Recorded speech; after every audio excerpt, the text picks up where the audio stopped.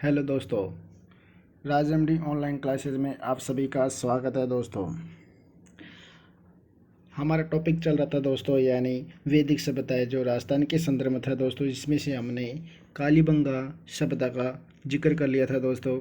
अब दूसरी सभ्यता लेते हैं दोस्तों, यानी आहड़ सभ्यता दोस्तों। आहड़ सभ्यता जो आहड़ यानी उदयपुर में है दोस्तों, यानी आहड़ कहाँ पे है दोस्तों, यानी उदयपुर में स्थित है दोस्तों। कहाँ पे दोस्तों, यानी उदयपुर में स्थित है दोस्तों आहड़। दोस्तों आहड़ सभ्यता आयड़ नदी की किनारे पे बसी हुई थी दोस्तों। कौन सी नदी पे? आयड़ नदी के किनारे पे बसी हुई थी दोस्तों। दोस्तों इन्हें यानी बेचर नदी के नाम से भी जाना जाता है। आयड़ नदी को बेचर नदी के नाम से भी जाना जाता है दोस्तों। बनास नदी के किनारे की विकसित हुई थी दोस्तों। यानी आहड़ सभ्यता पहले आहड़ नदी, फिर बेचर नदी, फिर बनास नदी के किनारे विकसित हुई थी दोस्तों। यानी यानी आयड़ या अब बेचड़ या बनास नदी के किनारे विकसित होने वाली सभ्यता आहड़ सभ्यता थी दोस्तों। दोस्तों आहड़ सभ्यता दोस्तों यानी ताम्रकालीन सभ्यता के अवशेष मिले हुए हैं दोस्तों। यानी आहड़ सभ्यता में दोस्तों यानी ताम्रकालीन की सभ्यता के यानी अवशेष मिले हुए थे, जो यानी तांबे से युक्त यानी तांबे की से बनी हुई वस्तुएं, अवशेष या कोई भी पात्र या मूर्तिकरण यानी हमारे तांबे से मिली हुई वस्तुएं मिली थी, उसकी यानी ताम्रकालीन सभ्यता के अवशेष मिले थे दोस्तों यानी आहड़ सभ्यता में 3 स्तर पे के अवशेष मिले हैं दोस्तों। यानी पहले ताम्रकालीन सभ्यता के अवशेष मिले हैं दोस्तों।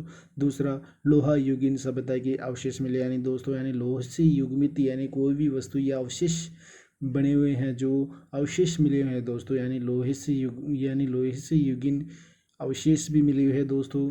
इसलिए इसे ताम्रकालीन सभ्यता के अवशेष भी कहा जाता है दोस्तों। लोहा युगीन सभ्यता के नाम से भी जाना जाता है दोस्तों कब यानी आहड़ सभ्यता को एग्जाम में ताम्रकालीन सभ्यता और लोहा युगीन सभ्यता के अवशेषों के आधार पर जाना जाता है दोस्तों। कभी कभी पूछ लिया जाता है दोस्तों आहड़ सभ्यता के प्राचीन नाम के बारे में हम जिक्र करते हैं दोस्तों। यानी आहड़ सभ्यता के प्राचीन नाम का पहले दोस्तों यानी ताम्रवती नगरी नाम था दोस्तों। यानी पहला नाम था दोस्तों यानी ताम्रवती नगरी नाम था दोस्तों।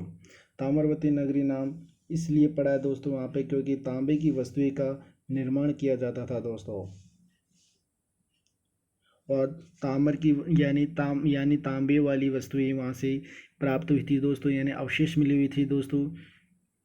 इसलिए ताम्रवती नगरी के नाम से आहड़ सभ्यता को जाना जाता है दोस्तों दूसरा इनका प्राचीन यानी आहड़ सभ्यता का दूसरा प्राचीन नाम है दोस्तों, यानी आघाटपुर। यानी दोस्तों यानी आघाटपुर यानी जो इसका मतलब ये होता है दोस्तों, क्योंकि वहाँ पे यानी दुर्ग रूप से आघाट यानी जो आधे रूप से कटी हुई या धातु ये जो आघाटपुर यानी दुर्ग यानी गड्ढे जैसा नुमा आकृति टीला मिला हुआ है दोस्तों। इसे आघाटपुर के नाम से आहड़ सभ्यता को जाना जाता है दोस्तों अगला प्राचीन नाम आता है दोस्तों यानी आघाट दुर्ग, क्योंकि दोस्तों वहाँ पे एक आघाट दुर्ग भी पाया गया है दोस्तों। यानी आहड़ सभ्यता पे वहाँ एक आघाट दुर्ग भी पाया गया है दोस्तों, इसलिए इन्हें प्राचीन नाम से यानी ताम्रवती नगरी, आघाटपुर और आघाट दुर्ग के नाम से भी जाना जाता है दोस्तों ये थे हमारी प्राचीन नाम यानी आहड़ सभ्यता के दोस्तों।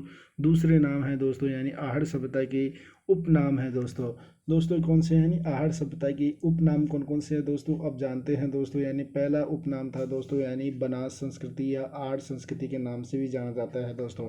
आड़ सभ्यता का उपनाम है दोस्तों यानी जो बनास संस्कृति इसलिए है दोस्तों यानी जो यानी बनास नदी के किनारे विकसित हुई है दोस्तों। इसे आहड़ संस्कृति आहड़ संस्कृति के नाम से भी इसलिए जाना जाता है क्योंकि आहड़ संस्कृति यानी आहड़ नदी के किनारे या विकसित हुई है या आहड़ गांव या वहाँ पे विकसित हुए है दोस्तों, जो यानी धीरज लाल संकलिया के अकॉर्डिंग है दोस्तों ये उपनाम। बनास संस्कृति और आहड़ संस्कृति किसके नाम से यानी धीरज लाल व सांकलिया के अकॉर्डिंग है दोस्तों। दोस्तों आहड़ सभ्यता से यानी मृतकों के टीलों की सभ्यता कभी नाम से भी जाना जाता है दोस्तों। यानी आहड़ सभ्यता का मतलब होता है दोस्तों यहाँ पे यानी मृतकों के टीलों की सभ्यता के नाम से भी जाना जाता है दोस्तों। क्योंकि क्योंकि यहाँ पे आठ सप्ताह में यानी मृतक यानी वो टीले यानी एक टीले का विकसित हुआ था दोस्तों। एक टीले का विकसित यानी एक अवशेष मिला हुआ था, इसलिए मृतकों के टीलों के नाम से भी जाना जाता है दोस्तों। क्योंकि दोस्तों इन्हें विभिन्न विद्वानों ने संज्ञा मृतकों के टीलों की संज्ञा दी गई है दोस्तों। कौन सी? आहड़ सभ्यता को दोस्तों। दोस्तों आहड़ सभ्यता एक ग्रामीण सभ्यता थी दोस्तों, क्योंकि वहाँ पे यानी सामाजिक व्यवस्थाएं पाई जाती थी और सामाजिक व्यवहार पाया जाता है दोस्तों। यानी वहाँ पे मिलजुल कर रहते थे, इसलिए वहाँ वो एक ग्रामीण सभ्यता थी दोस्तों। यानी ये एक उससे पहले हमने कालीबंगा सभ्यता का जिक्र किया था दोस्तों। यानी उसमें वो एक नगरीय सभ्यता थी दोस्तों, जिसमें ये एक ग्रामीण सभ्यता थी दोस्तों, जिसमें गाँव या वाई निवास करने वाले सभी लोगों यानी ग्रामीण थे दोस्तों। इसलिए ये आहड़ सभ्यता ग्रामीण सभ्यता के नाम से भी जानी जाती है दोस्तों। दोस्तों आपको बता दें यानी आहड़ सभ्यता यानी आहड़ उदयपुर में स्थित जो आयड़ नदी, बीचन नदी व बनास नदी के किनारे विकसित हुई थी दोस्तों। इन्हें ताम्रकालीन सभ्यता या के अवशेष मिले थे और लोहा युगीन की सभ्यता के भी अवशेष मिले थे। दो यानी तीन कालों में इनके अवशेष यानी विकसित या उत्खनन किया गया था दोस्तों। इनके प्राचीन नाम आपको बताए थे ताम्रवती नगरी दोस्तों, आघाटपुर और आघाट दुर्ग के नाम से है दोस्तों। और इनके उपनाम है आर्य सभ्यता के यानी बनास संस्कृति और आर्य संस्कृति किसके अनुसार दोस्तों यानी धीरज लाल शांकलिया के अनुसार है दोस्तों।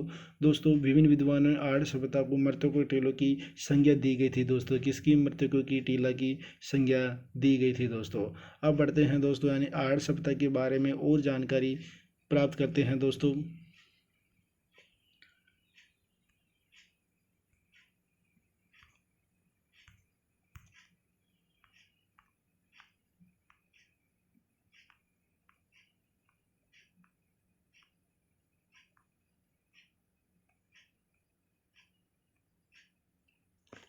दोस्तों आर्य सप्ताह के उत्खनन के कार्य यानी उत्खननकर्ता कौन कौन थे दोस्तों, उनके बारे में जानकारी लेते हैं दोस्तों। यानी आहड़ सभ्यता के दोस्तों पहले आहड़ सभ्यता की उत्खननकर्ता दोस्तों यानी पंडित अक्षय कीर्ति व्यास थे दोस्तों। कौन थे दोस्तों? यानी पंडित अक्षय कीर्ति व्यास थे दोस्तों, पहले उत्खननकर्ता दोस्तों। दूसरी उत्खननकर्ता दोस्तों यानी रतन चंद्र अग्रवाल थे दोस्तों। इन्हें शॉर्टकट में आरसी अग्रवाल के नाम से भी जाना जाता है। यानी दोस्तों किसके नाम से? आरसी अग्रवाल के नाम से भी जाना जाता है दोस्तों। रतन चंद्र अग्रवाल थे दोस्तों दूसरे उत्खननकर्ता दोस्तों। दोस्तों तीसरा उत्खननकर्ता दोस्तों वी एन मिश्र व शंकलिया भी थे दोस्तों। कौन थे? वी एन मिश्र व शंकलिया भी थे दोस्तों ये। चौथे थे यानी Vijay Kumar M P C चक्रवर्ती थे दोस्तों। यानी कौन थे? विजय कुमार एवं पी सी चक्रवर्ती थे दोस्तों। दोस्तों ये चार उत्खननकर्ता थे दोस्तों। यानी प्रथम उत्खननकर्ता दोस्तों यानी 1953 ईस्वी में आहड़ सभ्यता का उत्खनन करवाने का श्रेय यानी पंडित अक्षय कीर्ति व्यास को जाता है दोस्तों। किसको जाता है दोस्तों? यानी पंडित अक्षय कीर्ति को जाता है। इसने 1953 में आहड़ सभ्यता का उत्खनन करवाया था दोस्तों। यानी आहड़ सभ्यता का उत्खनन करवाया था दोस्तों। किसने? 1953 में आहड़ सभ्यता करवाया था दोस्तों। इसलिए प्रथम आहड़ सभ्यता का उत्खनन करवाने का श्रेय यानी पंडित अक्षय कीर्ति व्यास को जाता है। किससे जाता है दोस्तों? यानी पंडित अक्षय कीर्ति व्यास को जाता है दोस्तों।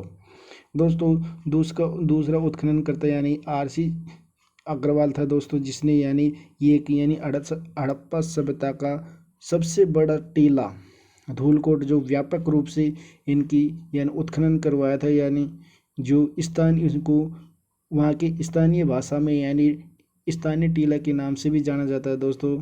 जो 1954 में इसका उत्खनन करवाया था। कब दोस्तों? यानी 1954 में इसका उत्खनन करवाया था दोस्तों। यानी धूलकोट का जो ये सर्वप्रथम व्यापक उत्खनन करवाया था इसका यानी सर्वप्रथम व्यापक उत्खनन यानी दोस्तों यानी बड़े पैमाने पे उत्खनन यानी आरसी अग्रवाल ने धूलकोट का करवाया था दोस्तों।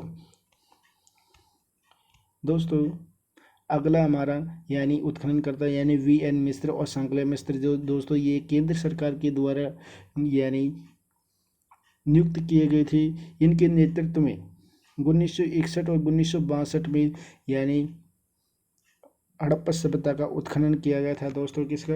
हड़प्पा सभ्यता का उत्खनन यानी 1961 यानी और 1962 में वी.एन. मिश्र और संकलयी केंद्र के द्वारा नियुक्त किए गए इनके आधार पर इन्हें किया गया था दोस्तों राजस्थान सरकार के द्वारा विजय कुमार व पी.सी. चक्रवर्ती को भी नियुक्त किया गया था यानी उत्खनन यानी पुरातत्व विभाग में यानी उत्खननकर्ता यानी हड़प्पा सभ्यता के उत्खननकर्ता के द्वारा दोस्तों, इसलिए ये राजस्थान सरकार के कहने पर उपस्थित हुए थे दोस्तों। साहती, विजय कुमार और पी.सी. कुमार, ये हमारे चार थे उत्खननकर्ता दोस्तों आपसे एग्जाम में पूछ लिया जाए हड़प्पा सभ्यता के प्रथम उत्खननकर्ता का श्रेय किसे जाता है दोस्तों, उसमें आपका आंसर आना चाहिए दोस्तों यानी पंडित अक्षय कीर्ति व्यास को। दोस्तों दूसरा सवाल इस प्रकार कर लिया जाए दोस्तों यानी धूलकोट कौन सी सभ्यता का प्रमुख स्थल है जिसका प्रमुख व्यापक रूप से उत्खनन किया गया था, किसके द्वारा किया गया था? यानी रतन चंद्र अग्रवाल के द्वारा किया गया था 1954 में दोस्तों। कब किया गया था दोस्तों? यानी 1954 में किया गया था दोस्तों। इसलिए दोस्तों अब और आगे बढ़ते हैं यानी आहड़ सभ्यता के बारे में और जानकारी।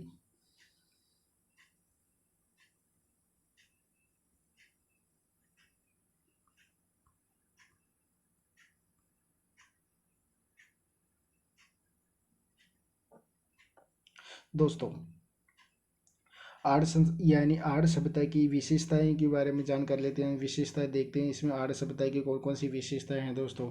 आर्य सभ्यता की यानी आर्य सभ्यता का उत्खनन यानी 3 स्तरों पे हुआ था दोस्तों। यानी कितने स्तरों पर हुआ था दोस्तों? यानी 3 स्तरों पे हुआ था दोस्तों। प्रथम स्तर यानी प्रथम और द्वितीय और तृतीय 3 स्तरों पे यानी इस किसके आहड़ सभ्यता का उत्खनन किया गया था दोस्तों। यानी प्रथम स्तर पर यानी स्पष्टिक पत्रों की अधिकता व उपकरण व औजार बनाने का काम का उत्खनन किया गया था दोस्तों। यानी सबसे पहले मिलने वाली वस्तु स्टपिक पत्रों की अधिकता और उपकरण व यानी इनकी स्टटिक पत्रों को उपकरण व औजार बनाने का काम में आते थे दोस्तों। यानी सबसे पहले कौन से पत्थर मिले हुए हैं दोस्तों? यानी स्पष्टिक पत्रों की अधिकता मिली थी दोस्तों सबसे ज़्यादा। ये जो यानी प्रथम स्तर में जो इसमें उपकरण व औजार बनाने के काम में लेते थे इन पत्रों को दोस्तों। दूसरा आता है दोस्तों यानी द्वितीय स्तर के रूप में हमने दूसरा उत्खनन के लिए द्वितीय स्तर के उत्खनन किया था दोस्तों। जो लोहा कांस्य व तांबे की उपकरण यानी उत्खनन किया तो ये अवशेष मिले थे यानी लोहे और कांस्य व तांबे की उपकरण मिले हुए थे दोस्तों। यानी दूसरे स्तर में मिले हुए थे दोस्तों तीसरे स्तर में यानी मध्य भांड के प्रमाण मिले थे दोस्तों। किसके? यानी तीसरे स्तर की उत्खनन किया तो उसमें मध्य भांड के प्रमाण मिले थे। यानी तीसरे स्तर में भी मध्य भांड की प्रमाण मिले हुए थे दोस्तों। ये हमारी विशेषताएं थी दोस्तों यानी हड़प्पा सभ्यता की दोस्तों। इनके बारे में और जानते हैं दोस्तों। यानी हड़प्पा सभ्यता का सर्वप्रथम ज्ञान आहड़ के पास उत्खनन से होता है दोस्तों। यानी हड़प्पा सभ्यता का ज्ञान सर्वप्रथम कहाँ से होता है दोस्तों? ये आहड़ के पास से होता है जो ये उदयपुर में स्थित है दोस्तों। ये गांव कहाँ है दोस्तों? उदयपुर में स्थित है दोस्तों वहाँ के यानी रेत के टीला मिला हुआ था सबसे बड़ा धूलकोट, इसलिए इसे स्थानीय लोग वहाँ से धूलकोट टीले के रूप में ही जाने जाते हैं दोस्तों और जानते हैं यानी आहड़ सभ्यता की विशेषताएं और कौन कौन सी है दोस्तों जो हमारे लिए इम्पोर्टेंट है दोस्तों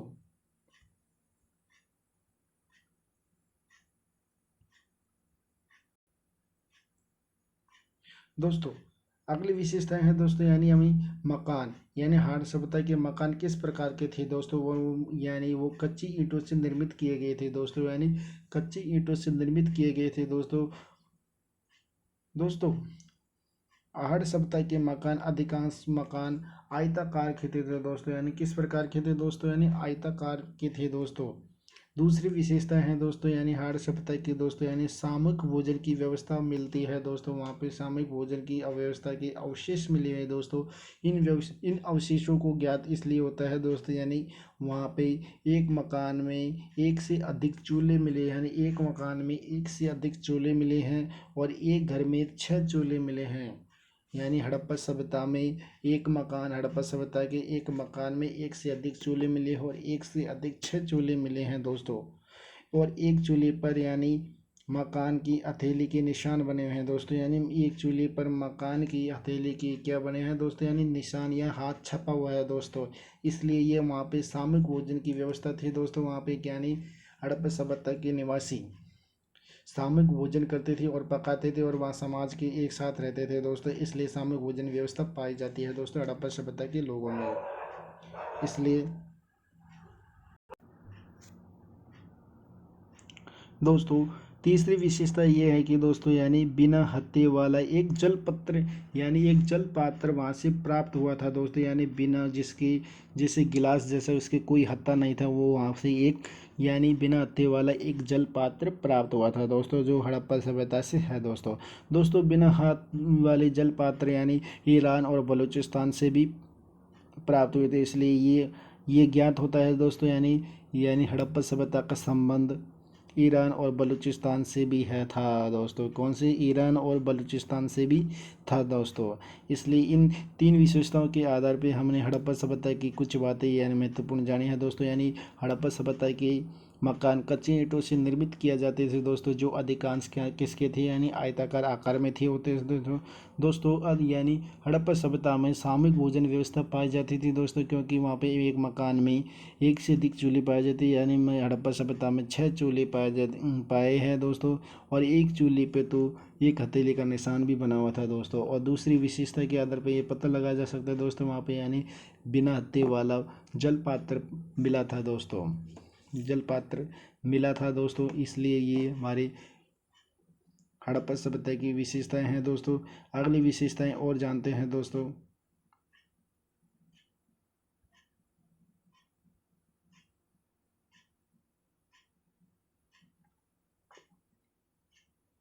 दोस्तों अगली विशेषता ये है दोस्तों, यानी हड़प्पा सभ्यता से गोरे और कोठे मिले हैं दोस्तों। यानी गोरे और कोठे का मतलब ये होता है दोस्तों, यानी यही वहाँ हड़प्पा सभ्यता के लोग जब खेती करते थे, उन जब अनाज पैदा होता था तो अनाज को रखने के लिए एक मध्य भांड जो मिट्टी का होता था, जिन्हें स्थानीय भाषा में गोरे व कोटे कहा जाता था, वो वहाँ पे बनाए जाते हैं दोस्तों। यानी गोरे और कोटे कहा जाता था दोस्तों, जो अनाज रखने का सबसे बड़ा, जैसे आपने आम भाषा में बोलते हैं यानी कोठी, ये जैसे कोठी को गोरे और कोठे के रूप में बोलते थे दोस्तों, जिसे अनाज रखने के लिए यानी मध्य भांड होता, जो स्थानीय भाषा में गोरे और कोटे बोले जाते थे वहाँ के लोग दोस्तों। दोस्तों हड़प्पा सभ्यता से थाली, दीपक और त्रिशूल भी प्राप्त हुए हैं दोस्तों। क्या हुए दोस्तों? यानी हड़प्पा सभ्यता से थाली,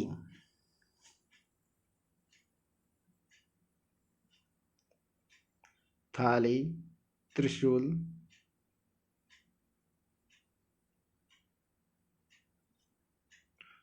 और दीपक भी प्राप्त हुए थे दोस्तों।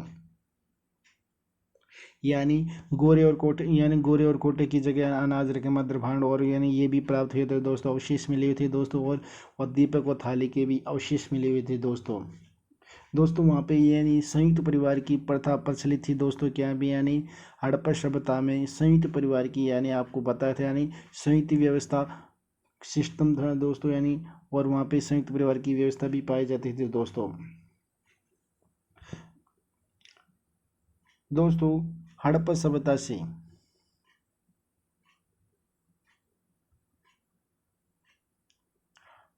हड़प्पा सभ्यता से यानी 6 तांबे से निर्मित यूनानी मुद्राएं भी मिली थी दोस्तों। यानी हड़प्पा सभ्यता से 6 निर्मित यूनानी मुद्राएं मिली थी दोस्तों।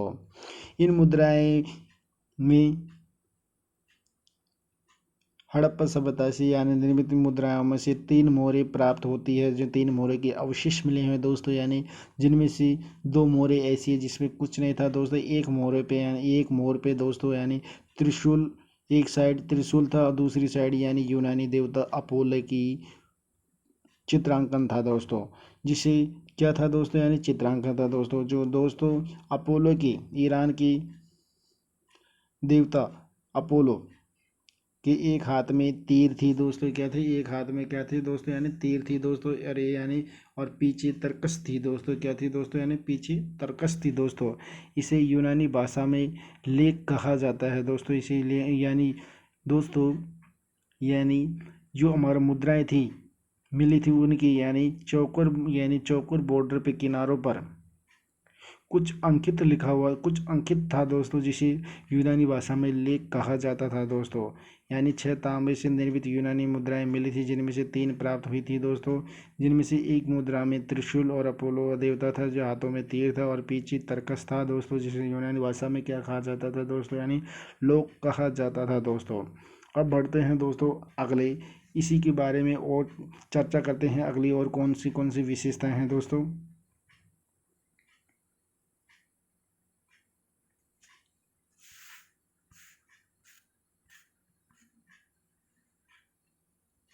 दोस्तों हड़प्पा सभ्यता के अब उद्योग देखते हैं दोस्तों, यानी वहाँ के उद्योग हैं दोस्तों।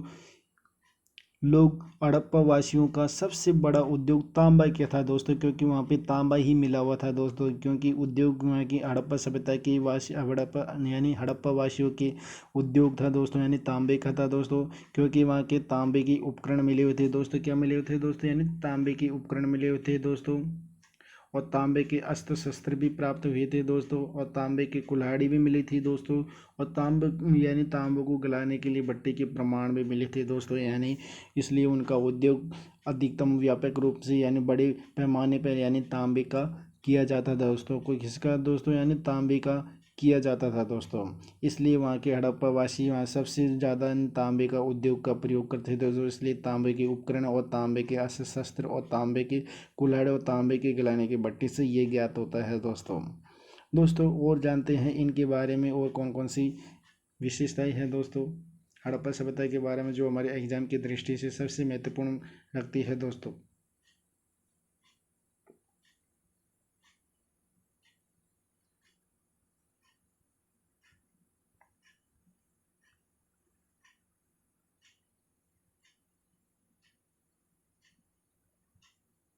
दोस्तों और बैलगाड़ी यानी बैल की आकृति भी मिली हुई है दोस्तों, यानी बैल की आकृति की अवशेष भी प्राप्त हुई है दोस्तों हड़प्पा सभ्यता से, यानी बैल की आकृति की अवशेष प्राप्त हुई है, जिसे यानी टेराकोटा पद्धति से निर्मित था दोस्तों, यानी उसका चित्र अंकन जो भी टेराकोटा पद्धति से निर्मित था दोस्तों। क्योंकि उनकी यानी वहाँ पे एक पुरातत्व की मूर्ति को भी यानी बनासिया पुल ये की संज्ञा देते हैं दोस्तों।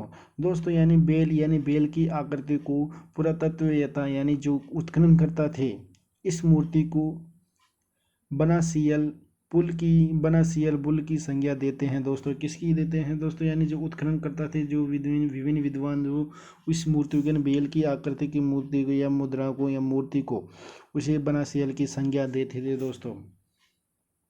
दोस्तों बेल की आकृति को यानी टेराकोटा की पद्धति के नाम से भी जाना जाता था। ये आकृति यानी टेराकोटा पद्धति से निर्मित हुआ था दोस्तों। दोस्तों यहाँ से लोगों के शव को कपड़ों और आभूषणों सहित यानी गाड़ते थे दोस्तों, यानी हड़प्पा सभ्यता के लोग शव को कपड़े और आभूषणों सहित यानी कपड़े और आभूषणों को साथ में ही गड्ढे में गाड़ते थे दोस्तों, जिनका सिर यानी दोस्तों यानी उत्तर की साइड होता था, सिर तो उत्तर की और पैर दक्षिण की तरफ होता था दोस्तों। ये वहाँ की यानी समाधि थी दोस्तों, किसकी, हड़प्पा सभ्यता की क्या थी दोस्तों, यानी समाधि थी दोस्तों। हड़प्पा सभ्यता की समाधि थी दोस्तों, वहाँ के लोग यानी शव को कपड़े और आभूषणों के साथ गाड़ते थे दोस्तों, जिनका सिर उत्तरी दिशा में होता था दोस्तों और पैर दक्षिण दिशा में होता था दोस्तों। ये और बैल की आकृति टेराकोट पद्धति की से निर्मित की गई थी, इसलिए पुरातत्वों ने इन्हें बनासिया पुल की संज्ञा दी गई थी दोस्तों। और जानते हैं दोस्तों यानी हड़प्पा सभ्यता की और विशेषताएं कौन कौन सी है दोस्तों। दोस्तों 11वीं और 12वीं दोस्तों 10वीं और 11वीं सदी में आहड़ को अघाटपुर और अघाट दुर्ग के नाम से भी जाना गया है दोस्तों। किस नाम से भी जाना गया है दोस्तों। दोस्तों इनके बारे में और इम्पोर्टेंट आगे विशेषताएं और देखते हैं दोस्तों।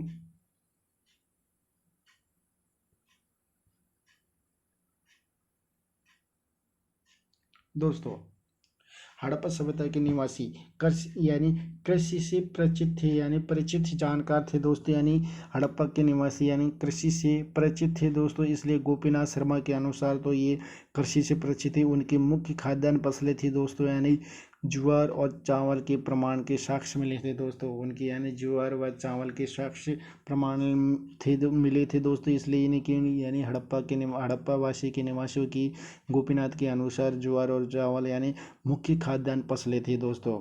दूसरा ये विशेषता बताता है कि दोस्तों यानी हड़प्पा सभ्यता के निवासी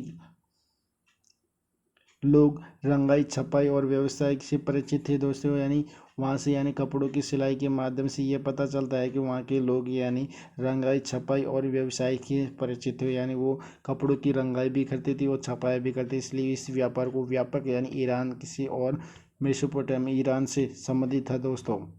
दोस्तों वहाँ पे चल यानी चक्र को यानी पानी को सुखाने की एक वैज्ञानिक पद्धति विकसित की गई थी दोस्तों। क्या की गई थी? एक वैज्ञानिक पद्धति विकसित की गई थी वहाँ पे दोस्तों।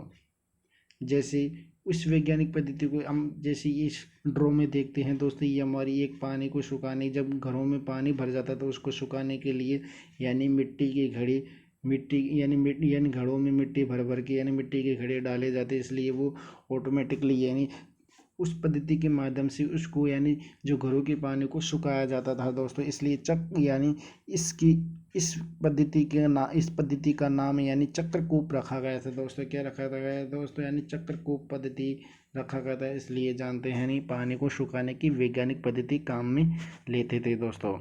दोस्तों कृषि से परिचित थे यानी गोपीनाथ शर्मा के अनुसार कौन? हड़प्पावासी के निवासी थे जो इसमें मुख्य खाद्यान्न फसलें के प्रमाण कौन कौन से हैं? ज्वार और चावल के साक्ष्य मिले थे दोस्तों। दोस्तों बढ़ते हैं अगले और विशेषताओं के बारे में।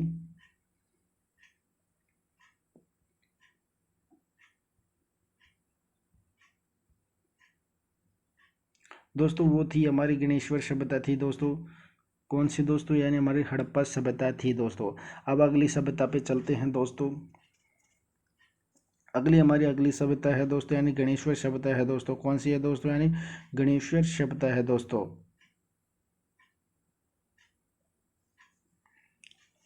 अगली हमारी है गणेश्वर सभ्यता दोस्तों। दोस्तों हमारी अगली यही सभ्यता है गणेश्वर सभ्यता है दोस्तों। कौन सी है दोस्तों? यानी गणेश्वर सभ्यता है दोस्तों।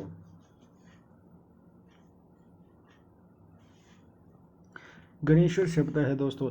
जो गणेश्वर यानी नीम का थाना यानी सीकर पे स्थित है दोस्तों। कहाँ है दोस्तों ये सभ्यता? यानी गणेश्वर नीम का थाना सीकर पर स्थित है दोस्तों। जो गणेश्वर सभ्यता दोस्तों यानी कांथाली नदी के किनारे विकसित हुई थी दोस्तों।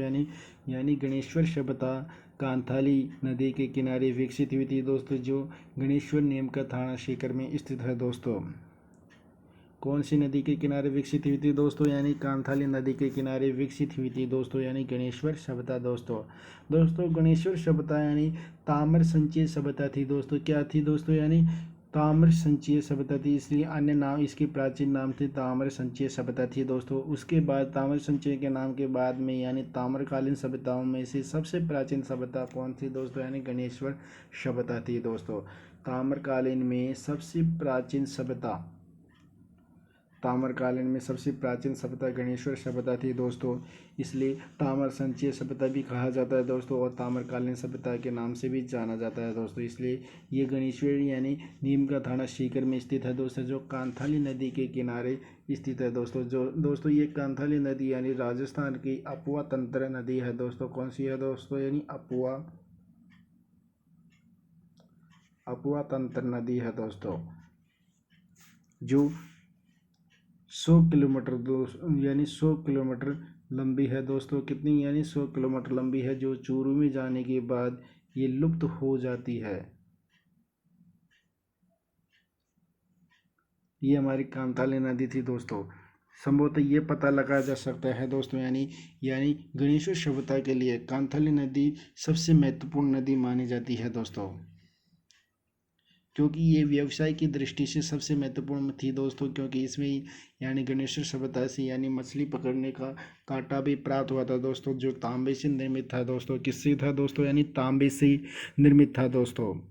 दोस्तों गणेश्वर सभ्यता में यानी भारत में सभी ताम्रकालीन सभ्यताओं की जननी कहा जाता है। यानी भारत में सभी ताम्रकालीन सभ्यताओं की जननी गणेश्वर सभ्यता को कहा जाता है दोस्तों। किसे कहा जाता है दोस्तों? यानी गणेश्वर सभ्यता को कहा जाता है दोस्तों।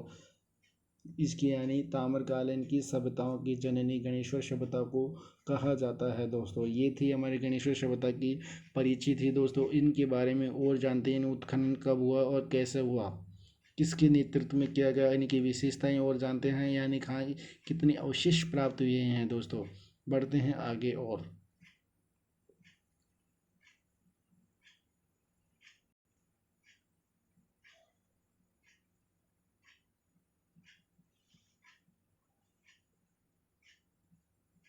दोस्तों, यानी गणेश्वर सभ्यता का उत्खनन सर्वप्रथम 1977 में आर.सी. अग्रवाल के द्वारा किया गया था दोस्तों। यानी गणेश्वर सभ्यता का उत्खनन सर्वप्रथम दोस्तों यानी आर.सी. अग्रवाल के द्वारा किया गया था दोस्तों। किसके द्वारा किया गया था दोस्तों? यानी रतन चंद्र अग्रवाल के द्वारा गणेश्वर सभ्यता का उत्खनन किया गया था, जो 1977 में किया गया था दोस्तों। कब? 1977 में किया गया था दोस्तों।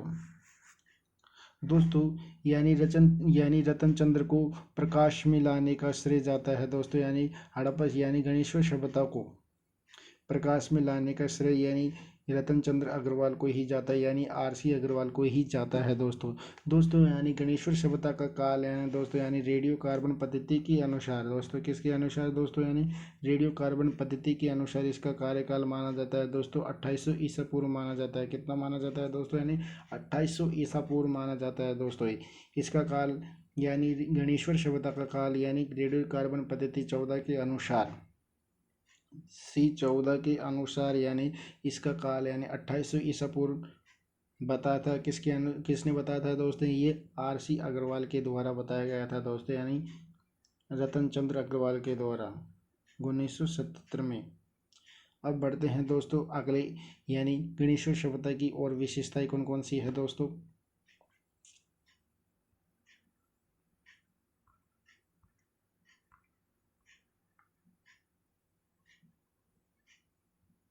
दोस्तों, गणेश्वर सभ्यता से यानी वहाँ से मिलने वाले अवशेष जो तांबे से निर्मित थे दोस्तों। कौन कौन से? यानी तांबे से निर्मित उपकरण मिले थे दोस्तों। यानी गणेश्वर सभ्यता से तांबे से निर्मित उपकरण मिले थे। कौन कौन से दोस्तों? यानी बाणगृह भी मिला था दोस्तों वहाँ से, यानी गणेश्वर सभ्यता से बाणगृह तांबे का मिला था दोस्तों। तांबे की चूड़ियाँ भी प्राप्त हुई थी दोस्तों गणेश्वर सभ्यता से। दोस्तों, गणेश्वर सभ्यता से फारसे भी प्राप्त हुए थे और तांबे की खिलाड़ी भी प्राप्त हुई थी दोस्तों, यानी गणेश्वर सभ्यता थे दोस्तों। यानी गणेश्वर सभ्यता से यानी मछली पकड़ने का भी कांटा प्राप्त हुआ था दोस्तों। तीर प्राप्त हुई थी दोस्तों, सुइयों प्राप्त हुई थी दोस्तों और भाले भी प्राप्त हुए थे दोस्तों। यानी तांबे से निर्मित वस्तुएं या उपकरण, वानगरे, चूड़ियाँ, फारसे और कुल्हाड़ी और मछली पकड़ने का कांटा भी वहाँ से प्राप्त हुआ था दोस्तों। और तीर और सुइयाँ भोल या भाले भी वहाँ से प्राप्त हुई थी, जो तांबे से निर्मित थी। यानी कितनी प्रतिशत? यानी 90% यानी 99% यानी तांबे से निर्मित वस्तु वो थे और अन्य कोई धातु का मिश्रण नहीं था इसमें दोस्तों। ओनली 99% यानी तांबे से निर्मित ये वस्तुएं प्राप्त हुई थी और ये अन्य इसमें कोई भी अन्य धातु का कोई भी मिश्रण नहीं था दोस्तों। इसमें मानव तांबे के साथ अन्य धातुओं के मिश्रण से परिचित नहीं थे दोस्तों। यानी गणेश्वर सभ्यता में मानव तांबे के साथ कोई अन्य धातु को मिलाकर उनको मिश्रित करने से परिचित नहीं थे दोस्तों। क्या थे? नहीं थे, परिचित नहीं थे, यानी वो इनमें कोई अन्य धातु मिलाना ही नहीं जानते थे दोस्तों। ये थी हमारी यानी ताम्रवती या ताम्रनगरी गणेश्वर सभ्यता के बारे में विशेषताएं थी दोस्तों। और बढ़ते हैं आगे, इनकी और विशेषताएं जानते हैं दोस्तों।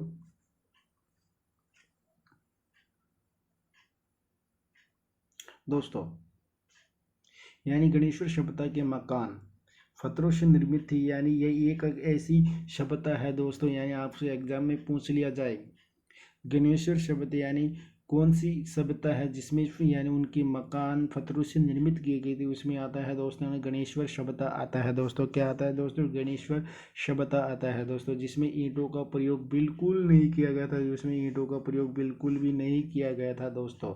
उनका मकानों का निर्मित कार्य यानी पत्थरों से किया जाता था दोस्तों। ये थी हमारी गणेश्वर सभ्यता की इम्पोर्टेंट बातें दोस्तों। और आगे यानी गणेश्वर सभ्यता से मध्य भांड या मद्र पत्र भी मिले थे दोस्तों। क्या मिले थे? यानी मद्र भांड भी मिले थे दोस्तों। गणेश्वर सभ्यता से मद्र भांड व मद्र पत्र भी मिलने के अवशेष भी प्राप्त थे दोस्तों, जिन्हें यानी कर्पणवाणी मद्र भांड भी कहा जाता था दोस्तों। यानी जो भी मद्र भांड मिले या मद्र पत्र मिले थे गणेश्वर सभ्यता से, उन्हें यानी कर्पणवाणी मद्र भांड कहा जाता था दोस्तों। यानी कर्पणवाणी मद्र भांड कहा गया था दोस्तों। क्या कहा गया था दोस्तों? यानी कर्पणवाणी मद्र भांड कहा गया था दोस्तों। ये हमारी गणेश्वर सभ्यता की विशेषताएं थी दोस्तों। और भारत में पहली ताम्र उपकरण एक साथ किसी स्थान पर यही प्राप्त हुए थे दोस्तों। यानी भारत में पहली बार ताम्र की उपकरण एक साथ किसी स्थान पर यहीं प्राप्त हुए थे दोस्तों। ये कौन सी? यानी गणेश्वर सभ्यता थे वैसे दोस्तों। जो कौन कौन से यानी मद्र भांड और ये हुए थे दोस्तों। दोस्तों ये थी हमारी यानी वैदिक सभ्यता जो राजस्थान के संदर्भ में जो कालीबंगा और गणेश्वर सभ्यता के बारे में हमने डिस्कशन किया था दोस्तों। और आगे पढ़ेंगे दोस्तों। यानी अब एक बार हमको यानी आपको रिवाइज करा देते हैं दोस्तों, हमने क्या क्या पढ़ा क्या क्या नहीं पढ़ा था दोस्तों। यानी दो सभ्यताओं के बारे में हमने क्या विशेषता की क्या नहीं थी, तो उनके बारे में एक बार हम क्या करें रिवीजन करा देते हैं दोस्तों।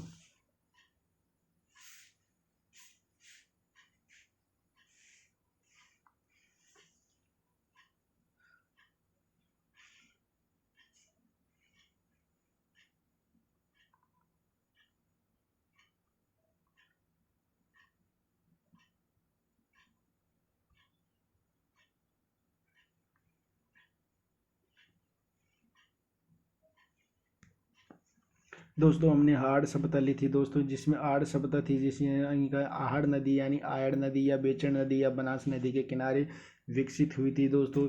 यह हाड़ यानी आहड़ सभ्यता का प्राचीन नाम तीन थे दोस्तों। यानी ताम्रवती नगरी थी, जो क्योंकि यहाँ पे ताम्र की बस्तियाँ निर्मित होती थी और ताम्र से व्यापार होता था, इसलिए वो ताम्रवती नगरी के नाम से जाना जाता है दोस्तों। और आघाटपुर यानी 10वीं और 11वीं सदी में इसी यानी आहड़ सभ्यता को आघाटपुर और अघाट दुर्ग भी मिला था। इस कारण से 10वीं और 11वीं सदी में इन्हीं अघाटपुर और अघाट दुर्ग भी कहा गया था दोस्तों।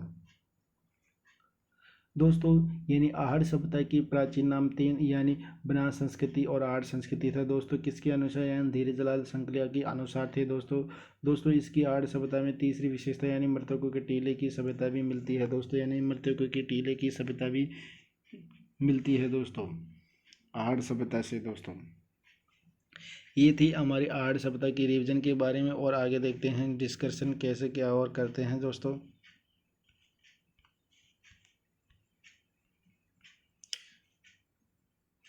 दोस्तों यानी आहड़ सभ्यता का उत्खनन यानी सरिया यानी 1953 में किसको जाता है? यानी आर.सी. अग्रवाल को जाना जाता है दोस्तों। किसे जाता है? आर.सी. अग्रवाल को जाता है दोस्तों। किसे? आर.सी. अग्रवाल को जाता है दोस्तों। आर.सी. अग्रवाल को जाता है दोस्तों, जिसे सर्वप्रथम आहड़ सभ्यता का उत्खनन करने का श्रेय जाता है। दूसरे यानी पंडित अक्षकीर्ति को जाता है, जो 1953 में की थी दोस्तों। यानी धूलकोट एक ऐसा बड़ा टीला रेत का टीला था जो यानी सबसे बड़ा प्राचीनतम साक्ष्य मिले थे दोस्तों। ये 1954 में इसका उत्खनन किया गया था। यानी आर.सी. अग्रवाल के द्वारा दोस्तों इसे मृतकों का टीला भी कहा जाना जाता है दोस्तों यानी भारत सरकार के द्वारा यानी दो V.N. मिश्र और सांकलिया को यहाँ पुरातत्व विभाग में 1961 और 1962 में ये उत्खनन किया गया था दोस्तों। और विजय कुमार और P.C. चक्रवर्ती को राज्य सरकार की ओर से वहाँ पे उनको उपस्थित किया गया था दोस्तों। ये चार उत्खननकर्ता महत्व रखते हैं दोस्तों कहाँ की यानी आहड़ सभ्यता के बारे में दोस्तों। आहड़ सभ्यता से विशेषताएं यानी आहड़ सभ्यता सर्वप्रथम ज्ञान का आहड़ के पास का उत्खनन से होता है दोस्तों आहड़ सभ्यता का सर्वप्रथम ज्ञान यानी आहड़ के पास होने के कारण उसे ज्ञान होता है दोस्तों। आहड़ सभ्यता का विकास या स्तरीय उत्खनन यानी 3 स्तरों से किया गया था। प्रथम स्तर में इस पृष्ठ पत्थरों की अधिकता मिली थी दोस्तों, जिसे उपकरण और औजार बनाने काम में लेते थे दोस्तों द्वितीय स्तर में उत्खनन किया गया था दोस्तों, यानी जहाँ पे लोहा कांस्य व तांबे के उपकरण प्राप्त हुए थे। तो और दोस्तों यानी तीसरे स्तर पर यानी मद्र भांड के प्रमाण मिले थे दोस्तों। क्या मिले थे? यानी मद्र भांड के प्रमाण मिले थे। तीसरे स्तर पर उनका उत्खनन किया गया था दोस्तों अब आगे और देखते हैं यानी इनके बारे में और विशेषताएं हैं दोस्तों। यानी आपने रिवाइज कर रहे हैं दोस्तों।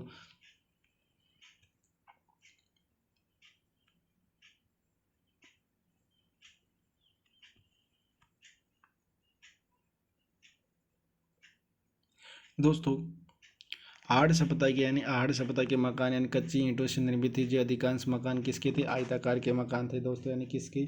आयताकार के मकान थे। जो सामूहिक भोजन व्यवस्था की प्रचलित थी, जो संयुक्त परिवार की सत्र तक पाई जाती है। एक से अधिक चूल्हे प्राप्त हुए थे और एक से 6 चूल्हे प्राप्त हुए और एक मकान पर चूल्हे की हथेली में थे दोस्तों। तीसरी विशेषता ये थी दोस्तों अति बिना हत्थे का जल पात्र मिला था दोस्तों। क्या मिला था? बिना हत्थे का। जो इसके ऐसी ऐसी जल पात्र ईरान और बलूचिस्तान में भी मिली हुई थी साक्षात, इसलिए ये अंदाज लगाया जा सकता है दोस्तों हड़प्पा सभ्यता का संबंध ईरान और बलूचिस्तान से भी था दोस्तों। किससे? हड़प्पा सभ्यता का वो भी था दोस्तों। और बढ़ते हैं दोस्तों आगे आहड़ सभ्यता के बारे में।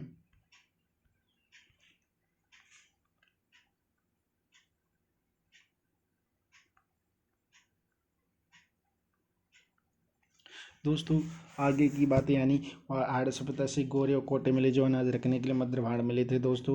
और तांबे से निर्मित यूनानी मुद्राएं प्राप्त हुई थी, जिसमें से 3 मुद्राएं मिली थी दोस्तों। जिसमें से एक मुद्रा में त्रिशूल बना था एक साइड में, और दूसरे में अपोलो ईरान के देवता अपोलो की जो उसमें चित्र बनांकित था दोस्तों, जिसमें एक हाथ में तीर और पीछे से तर्कश और यूनानी भाषा में एक लेख लिखा हुआ था उसके किनारों पे दोस्तों। ये थी हमारी क्या मुद्राओं के बारे में थी जानकारी दोस्तों। हड़प्पा सभ्यता की उद्योगों की आदिवासियों वहाँ की सबसे बड़ा उद्योग तांबे का करता था दोस्तों, क्योंकि तांबे के उपकरण में तांबे के अस्त्र शस्त्र और तांबे के कुल्हाड़े और तांबे को गलाने की भट्टियाँ कहाँ से मिली है दोस्तों? हड़प्पा सभ्यता से मिले हैं उपकरण।